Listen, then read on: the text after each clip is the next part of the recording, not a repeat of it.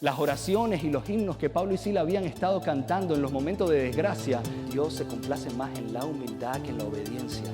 Grábate eso, joven, rogamos que nos permitas ver a través de tus ojos que la testificación te trae paz en medio del dolor.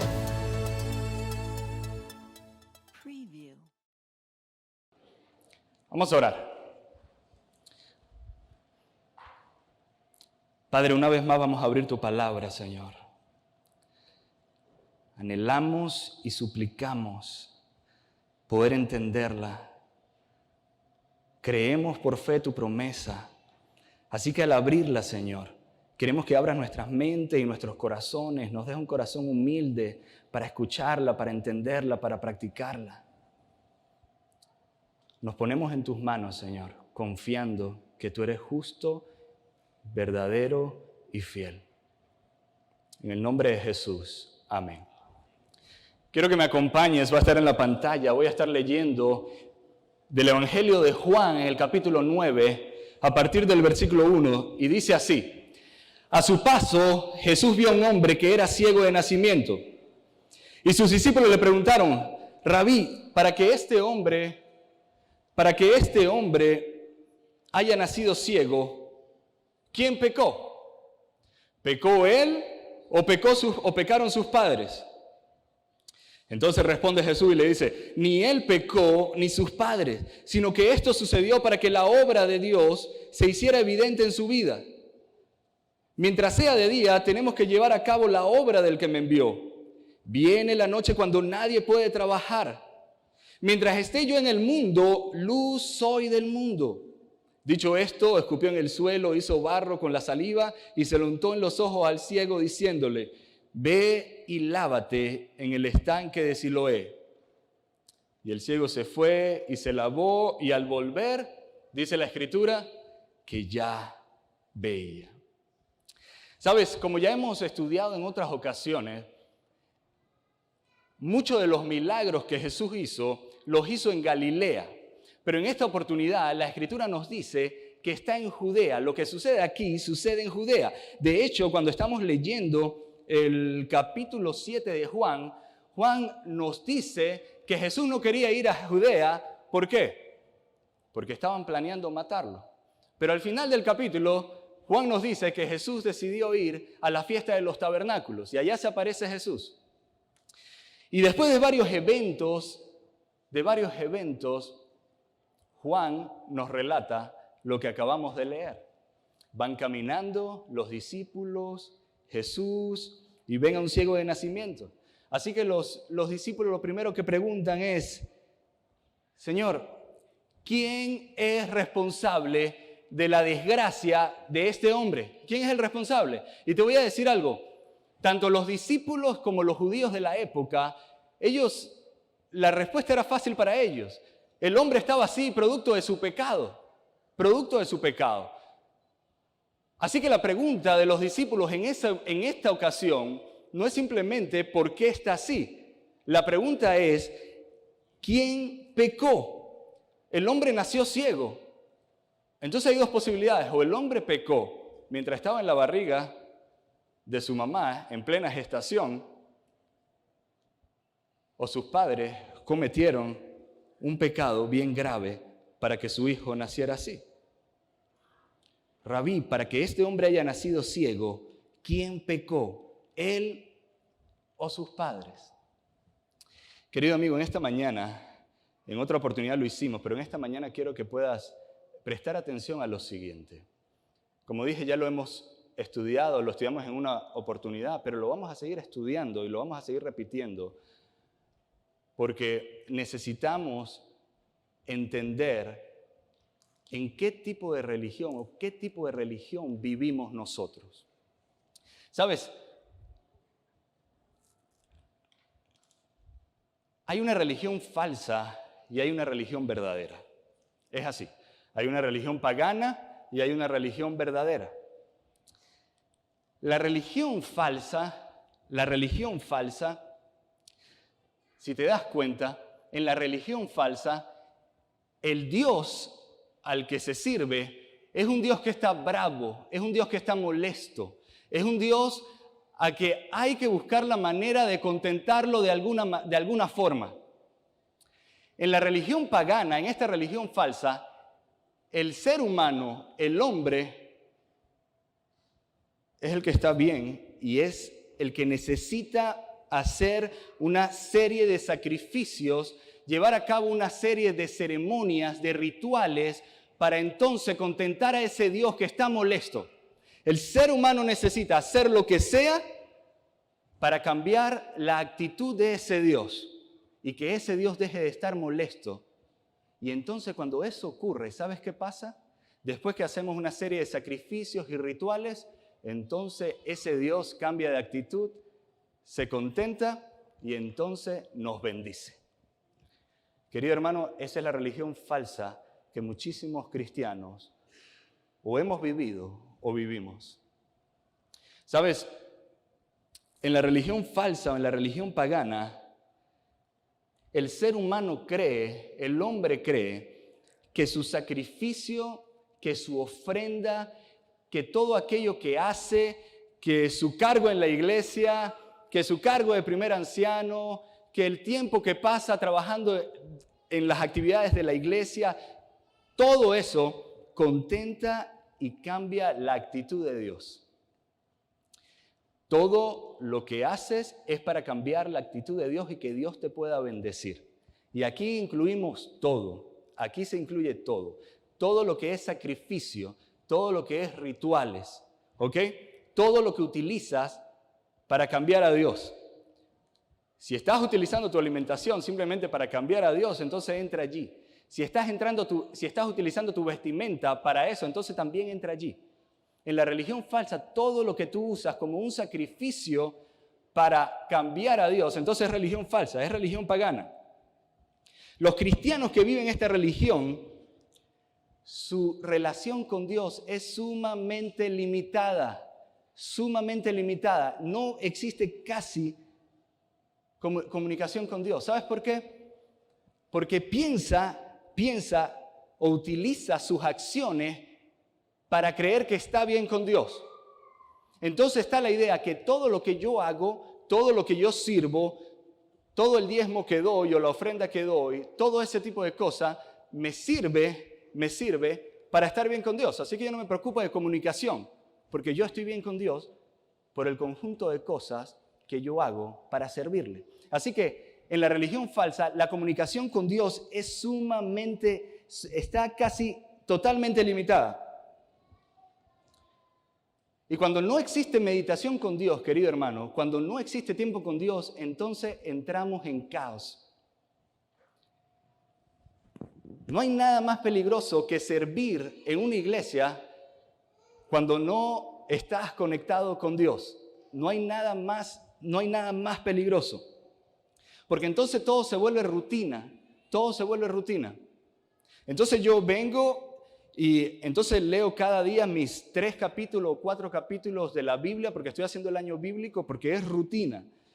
Y no solamente eso, es que yo no le doy tiempo a más nada que entra a mi mente. Es que trato de saturar mi mente con las cosas que son religiosas.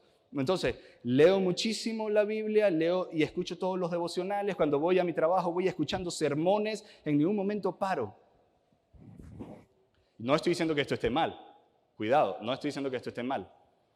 Lo que estoy diciendo es que el tiempo en silencio para comunicarnos y meditar con Dios, donde meditas, donde preguntas, donde escuchas la voz del Espíritu Santo, no existe en esta religión.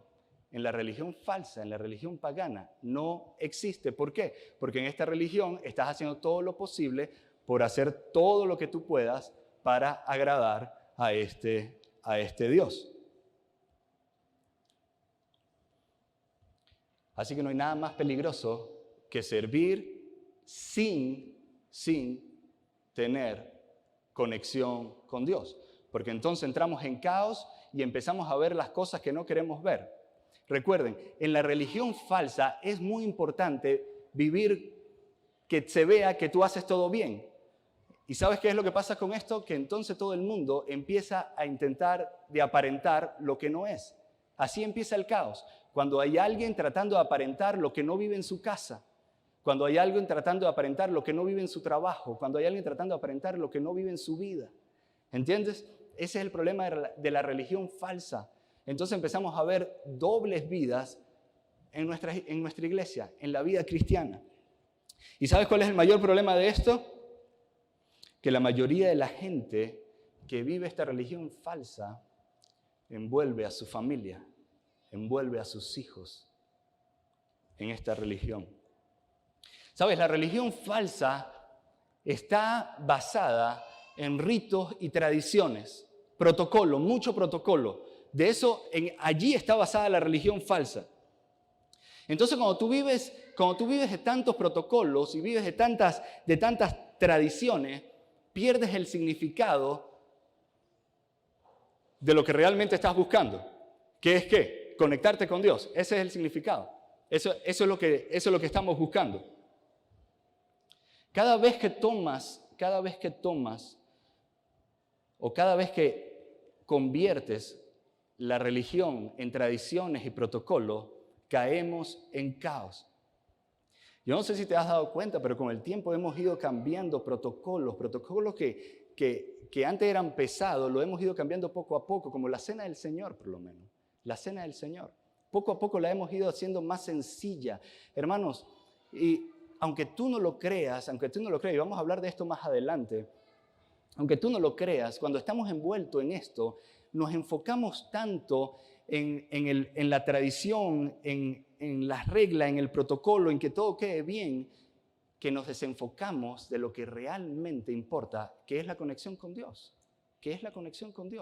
Entonces hemos puesto detrás de todo lo bonito, detrás de todo lo que salga bien, que se vista bien, que no es esta corbata, tiene que ser este color, que no puede ser así, que tenemos que caminar así, que no se confunda, que no se equivoquen. Y Jesús está detrás de todo esto. Y al final nos vamos contentos porque se hizo un buen protocolo, porque así lo hemos hecho siempre, pero con corazones vacíos, creyendo que estamos bien con Dios, no porque nos comunicamos con Él y porque meditamos y nos conectamos con Él, sino porque hice una serie de ceremonias, rituales, que me hacen creer que estoy adorando y estoy cambiando la actitud de un Dios malo para que entonces Él me bendiga y me dé lo que quiera. ¿Tiene sentido o no tiene sentido? Querida familia, no te imaginas cuánto daño nos ha hecho esta religión en nuestras vidas, a nuestros hijos, a nuestra iglesia. Ha hecho más daño de lo que pensamos. Pero entonces llega la religión verdadera, la religión que Dios utiliza para volver a atar al ser humano, para volver a religar al ser humano. Eso es lo que significa religión. En la religión verdadera, Dios no es un Dios molesto. Dios está contento. El que está molesto es el ser humano. El que no quiere saber nada de Dios es el ser humano. Basta con que mires a tu alrededor y te vas a dar cuenta que no estoy diciendo mentira. Basta con que mires a tu alrededor. Nadie quiere saber de Dios. Nadie quiere vivir con principios cristianos. Nadie quiere creer en un Dios. Nadie. Absolutamente nadie. En esta religión, Dios es el que está contento y el ser humano es el que no quiere saber nada de Dios. Entonces viene Dios y entonces es Dios el que hace el sacrificio. No es el ser humano, es Dios el que hace el sacrificio. Entonces hace el sacrificio más grande que te puedes imaginar. Da a su propio hijo para que muera y para que tú puedas cambiar tu actitud hacia Él. ¿Te das cuenta que es totalmente diferente? Totalmente diferente. Es Dios el que da el sacrificio, entonces el ser humano que sí está molesto, el ser humano que no quiere saber nada de Dios, entonces recibe ese sacrificio, se encuentra con el sacrificio de Cristo Jesús y su vida cambia, su actitud cambia. Ya no está molesto, ya vive feliz. Ahora sí quiere saber de Dios, porque se encontró con el sacrificio que hizo Dios. Entonces el ser humano en esta religión, ¿sabes qué empieza a hacer?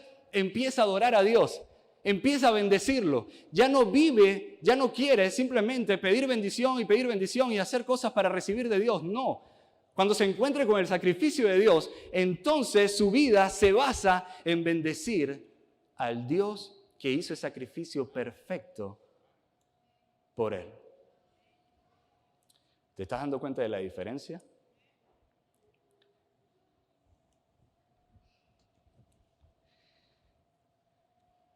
En la religión verdadera, el enfoque está en bendecir a Dios, no en querer ser bendecido. En la religión verdadera, el enfoque está en bendecir a Dios. Pasas tanto tiempo meditando en su sacrificio, que no puedes parar de bendecirlo. Tu vida no puede parar de bendecirlo. Tus acciones no pueden parar de bendecirlo.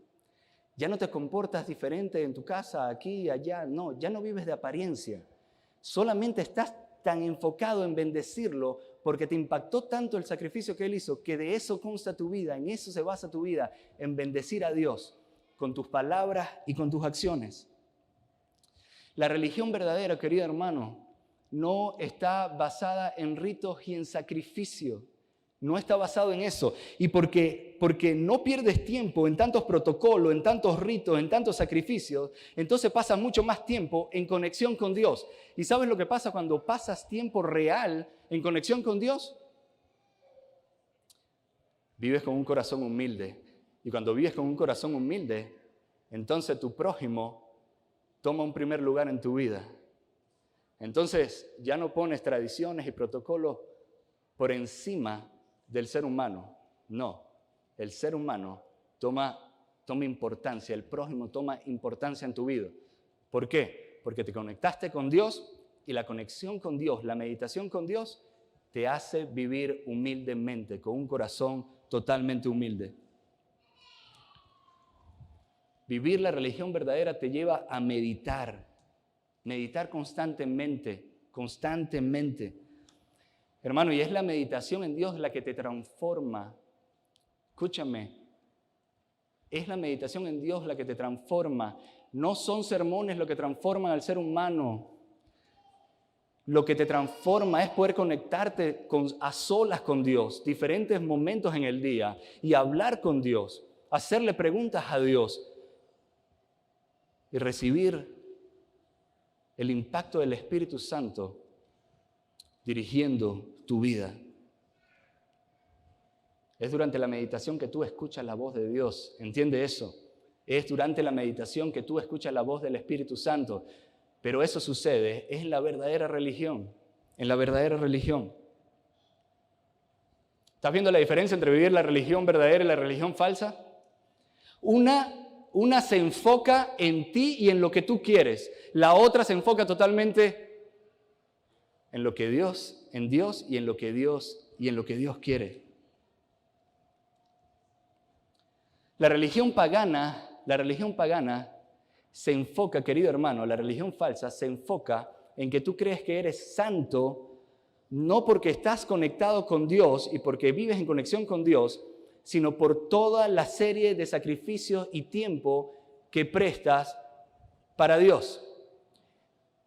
No hace falta meditación porque por lo que has hecho, entonces ya estás bien con Dios y entonces te sientas con el derecho de pensar que eres santo y que el que no hace lo que tú haces, el que no hace las tradiciones que tú llevas, el que no vive en la cultura que tú vives, entonces está por debajo de ti en santidad. En la verdadera religión es totalmente distinto. La verdadera religión se enfoca que tú entiendas que a pesar de ti, que a pesar de mí, Dios hizo un sacrificio perfecto que te une a Él, que cambia tu actitud y que ya no vuelvas a ser el mismo. Eres transformado totalmente. Entonces eso te hace vivir humilde, contento y viendo a ver a quién puedes llevar. No a que cumpla lo que tú haces, a quién puedes llevar para que se encuentre con el sacrificio que el Dios del cielo hizo por ti. Ay, mi hermano, cambiar estas ideas de nuestra cabeza, cuando hemos vivido con ellas por tantos años, cuando hemos crecido con ellas, cuando hemos visto líderes enseñándolas durante tantas décadas, no se cambia de un momento a otro. Nadie cambia por escuchar un sermón, nadie cambia por se cambia por la meditación y por la oración con Dios. Constantemente orando y meditando en esto. Entonces encuentras luz. Entonces te das cuenta de realidades que no habías podido entender. Cuando meditas y le pides a Dios, ayúdame porque hay cosas que todavía no puedo vivir. Ayúdame porque hay cosas que veía así y no eran así. Ayúdame porque lo viví así, ya no lo quiero vivir así, pero no encuentro la salida. Hermanos, si había alguien que vivía una religión falsa, una religión basada en tradiciones y ritos, pero sin darle importancia a las personas, eran los judíos de la época de Jesús. Eran los discípulos. Allí estaban incluidos ellos. Por eso cuando los discípulos ven a este hombre de nacimiento, los discípulos lo ven, no ven interés en el hombre, no ven interés. Lo que los discípulos están haciendo ahí, lo que la Escritura dice, es simplemente que quieren solucionar un problema teológico que ellos no podían entender. Pero no le interesaba el hombre que estaba ciego de nacimiento. Recuerda,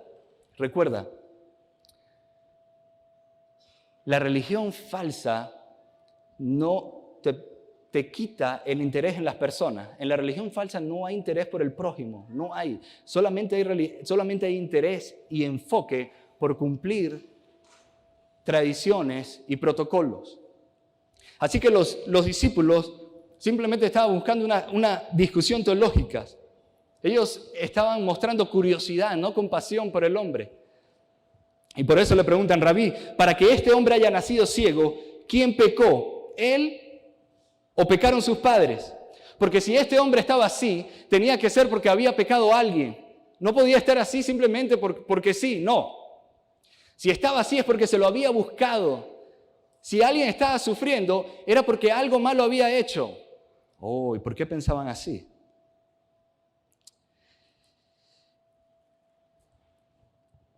De la religión falsa se deriva una teología que es totalmente falsa también. Se deriva la teología de la retribución. La teología de la retribución, ¿sabes qué nos enseña? Nos enseña que el justo va a ser bendecido y el malo va a siempre recibir lo malo. Esa es la teología de la retribución. Es decir, si usted sirve a Dios en este momento y si usted lleva una serie de sacrificios y usted lleva una serie de ritos, entonces a usted no le puede pasar nada malo, porque usted ha hecho todo lo necesario para entonces ese Dios molesto cambie su actitud y lo bendiga. Era el problema de Job, ¿recuerdan? El problema de Job. El problema de pensar que él era justo, que llevaba sacrificios, que no pecaba, entonces no podía suceder nada malo, absolutamente nada malo. Y era el gran problema que Dios después le enseñó. Y obviamente los judíos, los discípulos, creían en esta teología. Por eso ellos pensaban, si este hombre está ciego, es porque algo malo tuvo que haber hecho. Y querido hermano, la Biblia permite una relación general entre el sufrimiento y un mundo caído. De eso nos dice la Biblia, ¿verdad? Génesis 3. El hombre cayó y el mal entró en nuestro mundo. Pero no permite que ese principio se individualice. El pecado ha producido un mundo de sufrimiento, pero el sufrimiento personal de un individuo no siempre se le puede atribuir a un pecado personal, sino que vivimos en un mundo caído, que vivimos en un mundo de pecado. Obviamente nuestras acciones nos pueden traer consecuencias, obviamente nuestras acciones nos van a traer consecuencias, nos pueden traer sufrimiento. Si hay un hermano aquí que decide estar bajo los efectos del alcohol y la droga y salir manejando y tiene un accidente y queda paralítico, obviamente su sufrimiento es causa ¿de qué? Sufrimiento es causa de sus acciones. Pero la Biblia se niega a generalizar este principio. Se niega a generalizarlo. Era el problema de Job y por eso es que la enseñanza del libro de Job, la que Dios le da, hey, no puedes vivir pensando que porque estás haciendo una serie de cosas, no vas a recibir mal. Y querido hermano, hoy día podemos tener los mismos pensamientos. A pesar de que entendemos el libro de Job. Podemos tener los mismos pensamientos a diferentes escalas, pero lo podemos tener. El resultado de vivir en la religión falsa es que sin darte cuenta vives también una teología falsa, la teología de la retribución. Acuérdate, la religión falsa te hace pensar que tus sacrificios cambian la actitud de Dios. Y entonces Dios siempre te va a dar algo bueno. Siempre su actitud hacia ti va a ser lo bueno. Dios siempre te va a bendecir. Si por alguna razón algo malo pasa en tu vida, entonces ¿sabes cuál va a ser tu pensamiento? Vas a entrar en el mismo caos de Job. En el mismo caos de Job. O vas a decir, Dios no existe porque a pesar de lo que yo hago, entonces me pasó algo malo. O simplemente te vas a desanimar y te vas a apartar. Por eso la pregunta de los discípulos era totalmente normal en la cultura que ellos vivían, en el tiempo que ellos vivían, en la religión que ellos llevaban, que ellos sabían. Era una pregunta totalmente normal. La manera como ellos vieron al ciego era totalmente diferente a la manera como Jesús estaba viendo al ciego. Totalmente diferente.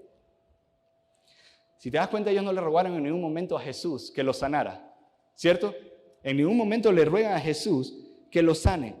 Ellos estaban haciendo simplemente una pregunta teológica. Y lo más triste, ¿sabes qué es? Lo más triste es que estaban haciendo una pregunta teológica delante de un hombre que estaba ciego y en vez de aliviar su dolor, lo que estaban era causándole más frustración al escuchar que él estaba ciego, producto de su propio pecado o producto de algo que él ni siquiera había cometido, que sus padres habían cometido. ¿Y sabes qué le responde Jesús?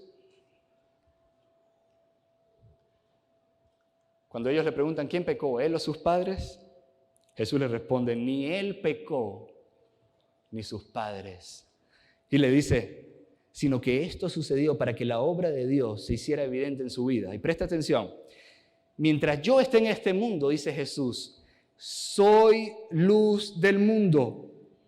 Soy luz del mundo. Dicho esto, escupió en el suelo, hizo barro con la saliva, se lo untó en los ojos al ciego, diciéndole, ve y lávate en el estanque de Siloé. El ciego fue y se lavó, y al volver ya veía.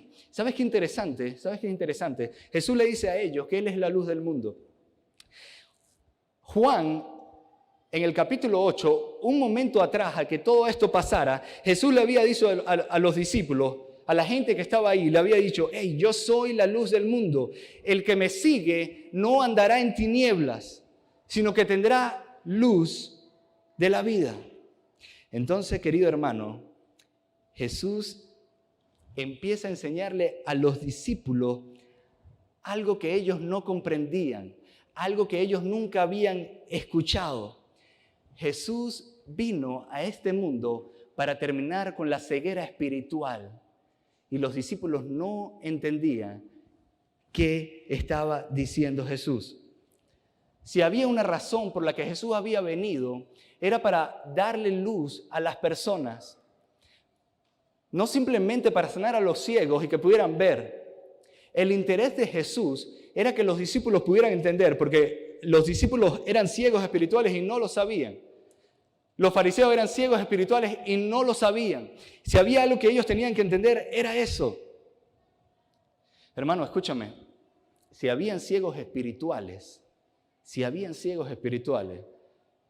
eran los fariseos. No te imaginas cuánto. No te imaginas cuánto. ¿Tú sabes lo que sucedió después que Jesús había hecho el milagro? La gente se impresionó cuando vio al hombre que estaba viendo. Y la gente decía, no puede ser, él no puede ser. ¿Es él el que nació ciego? No puede ser. Y él mismo decía, soy yo. ¿Y cómo recobraste la vista? Un hombre, el que llaman Jesús, untó lodo en mis ojos y ahora puedo ver. Fui al Siloé, me lavé la cara y ahora puedo ver. Y la gente estaba impresionada. Entonces lo llevaron a donde los fariseos. Y cuando los fariseos lo vieron, dijeron, gloria a Dios, ese hombre no podía ver, pero ahora ve. ¿Dijeron eso los fariseos? Si había gente con ceguera espiritual, eran los fariseos. ¿Y sabes qué dice la Escritura? Que los fariseos lo entrevistaron y cuando escucharon el testimonio de este hombre dijeron, lo siento, este milagro, si es que en verdad es un milagro, no procede de Dios, porque fue hecho en día sábado. Y segundo, porque nosotros no conocemos a este hombre. 2 razones. Una, porque fue hecho en sábado, y lo segundo, porque ellos no conocían a ese hombre que había sanado al ciego de nacimiento. Entonces el ciego de nacimiento le responde, le dice, ¿sabes? Esto es lo maravilloso, y me gusta como lo dice. Me dice, esto es lo maravilloso de esto, que ustedes no lo conocen, y yo, siendo ciego, Él vino y me sanó a mí. ¿Y sabes qué dice la Escritura? La Escritura dice que ellos le responden y le dice, después que se molestaron, le dicen, tú naciste sumido en pecado, ¿nos vas a enseñar a nosotros? Escúchame, tú naciste vivido en pecado, ¿nos vas a enseñar a nosotros? Hermano, no hay nada más aterrador que la ceguera espiritual. La ceguera espiritual es mucho más aterrador que la ceguera física, mucho más aterrador. En la ceguera espiritual, aquella de vivir en una religión falsa no te permite cuidar de tu prójimo.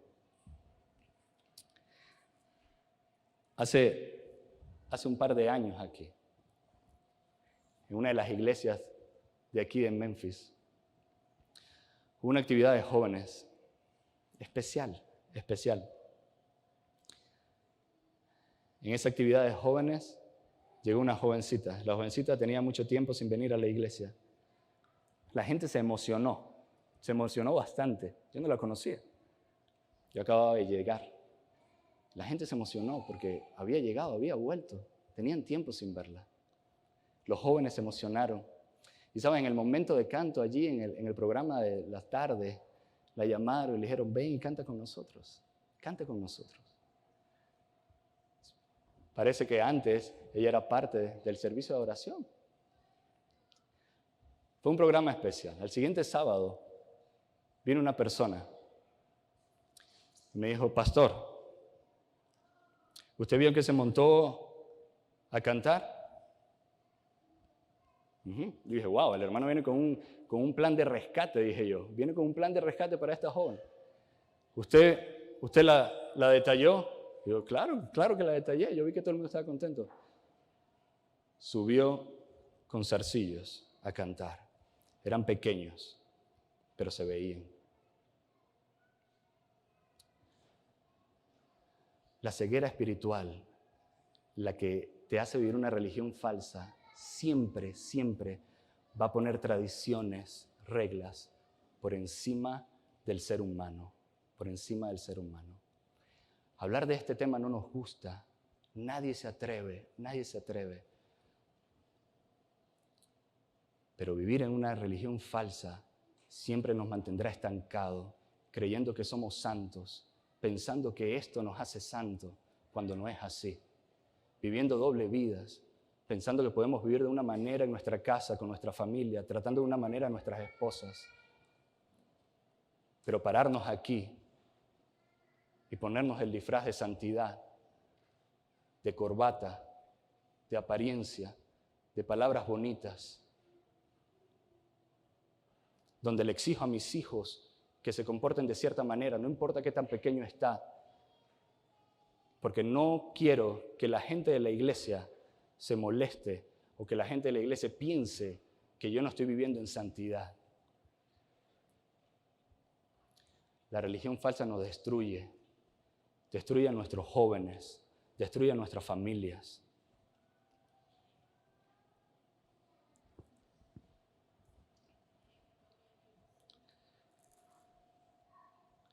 Si había un milagro que Jesús quería que sucediera, si había un milagro que Jesús quería que pasara en la vida de sus discípulos, es que pudiesen tener luz, que pudiesen dejar la ceguera espiritual. Jesús sabía que iba a ser la única manera, la única forma de que ellos pudieran cuidar del prójimo cuando Jesús ya no estuviese aquí. La única manera, la única forma. Querido hermano, esto no es juego, ¿sabes? No es juego. No le hemos querido prestar atención a algo que no nos permite conocer a Dios. No nos permite conocer a Dios. Que nos mantiene engañados pensando que todo está bien, cuando tú sabes que no está bien. Creyendo que estamos conectados con Dios, cuando tú sabes que no estamos conectados con Dios. Cuando tú sabes que el prójimo está de último en la lista de nuestras prioridades. Vivir en la religión falsa es vivir engañados. Es vivir totalmente engañado. Es mucho más fácil, ¿sabes? Es mucho más fácil, déjame decirte. Es mucho más fácil vivir en esa religión y poder hacer todo lo que tú puedes hacer para calmar la conciencia o simplemente para pensar que todo está bien. Para saltar de esta religión falsa a la religión verdadera, no basta simplemente con predicarlo. Y lo vamos a estar repitiendo constantemente, desde diferentes puntos de vista, pero lo vamos a estar repitiendo. Para cambiar esta mentalidad no simplemente basta con que una vez se presente y se enseñe y ya. Hace falta oración y hace falta meditación. Requiere que pasemos tiempo a solas con Dios. Diferentes momentos en el día, hablando con Él, abriendo nuestra mente. Una mente que está condicionada a años viviendo lo mismo, recibiendo la misma enseñanza. Pero nada puede cambiar si no meditamos y no nos conectamos con Dios. Y esta es simplemente la invitación en esta mañana. Esa es simplemente la invitación. Una invitación a que hagas todo lo posible por conectarte con Dios todo el tiempo. El ser humano no cambia sus actitudes y comportamientos simplemente porque Él dice, ok, hoy decido cambiar y se acabó. Es cierto, he vivido en la religión falsa toda mi vida y hoy voy a cambiar. Se terminó. No, eso no pasa así. Eso no pasa así. Se requiere tiempo en conexión con Dios, hablando, meditando. Busca todos los momentos que puedas durante tu día para conectarte con Dios. No importa qué estés haciendo, no importa. Quizás estás en el trabajo, mientras estás manejando hacia el trabajo, o en el tiempo de tu almuerzo, no sé, donde sea. Pero conéctate con Dios, conéctate con Dios. Está bien que estés escuchando devocionales y temas, está bien, hazlo, pero hay un momento donde tienes que apagar, hay un momento donde te tienes que conectar, hay un momento donde tienes que hablar a solas con Dios, un momento donde ya no tienes máscaras, un momento donde entiendes que Dios te ve como eres. Ya no hay apariencias, ya no hay vestimentas, ya no hay palabras bonitas, donde te encuentras con aquel que sabes quién eres, lo que haces cuando nadie te ve. Entonces allí pasa lo increíble. Empiezas a recibir la luz de la que hablaba Jesús a los discípulos. Y entonces la ceguera espiritual desaparece. La ceguera espiritual desaparece. Y lo que antes veías bien, ya te das cuenta que no está bien. Lo que antes pensabas y tú mismo apoyabas, te das cuenta que no está bien. Nadie que recibe la luz del cielo, nadie que recibe la luz de Jesús se sigue comportando igual. Nadie que recibe la luz de Jesús deja al prójimo de un lado. Su prójimo toma primer lugar antes que las tradiciones y antes que los protocolos. Entonces allí vives tranquilo, porque no hay nada que dé más paz que vivir en la religión verdadera, en la religión que te permite encontrarte con el sacrificio perfecto de Jesús. Y cuando recibes ese sacrificio, entonces te contentas. Entra la luz a tu vida. ¿Y sabes cuál es el siguiente paso? Sales corriendo a que otros vean el sacrificio de Jesús y que a otros, ellos solitos, tengan su experiencia con Dios y sean transformados por el poder del Espíritu Santo. Que Dios te bendiga. Que Dios te bendiga y puedas llegar a tu casa y puedas meditar en esto, con tus hijos, con tu familia. Escúchame, todos hemos estado en esta religión falsa en algún momento de nuestras vidas. Yo espero ya no estés. Pero escúchame, todos hemos vivido esta religión. Algunos la vivimos, estamos en la religión verdadera y a veces nos damos un pasito para la otra, sin darnos cuenta. Y regresamos acá y sin darnos cuenta, cuando abrimos los ojos, nos encontramos otra vez parados en la falsa. No dejes de meditar, no dejes de orar y abrir tu corazón a Dios. Y entonces Dios va a cambiar tu corazón, va a cambiar mi corazón. Y entonces le encontraremos sentido a esto que nosotros llamamos cristianismo, a esto que nosotros llamamos santidad. Y viviremos humildes por Jesús y en favor a nuestro prójimo. Vamos a orar. Querido Señor, muchísimas gracias, Padre. El abrir tu palabra, Señor, siempre nos inspira, nos llena, transforma nuestros corazones. Querido Padre, queremos que nos ayudes, Señor.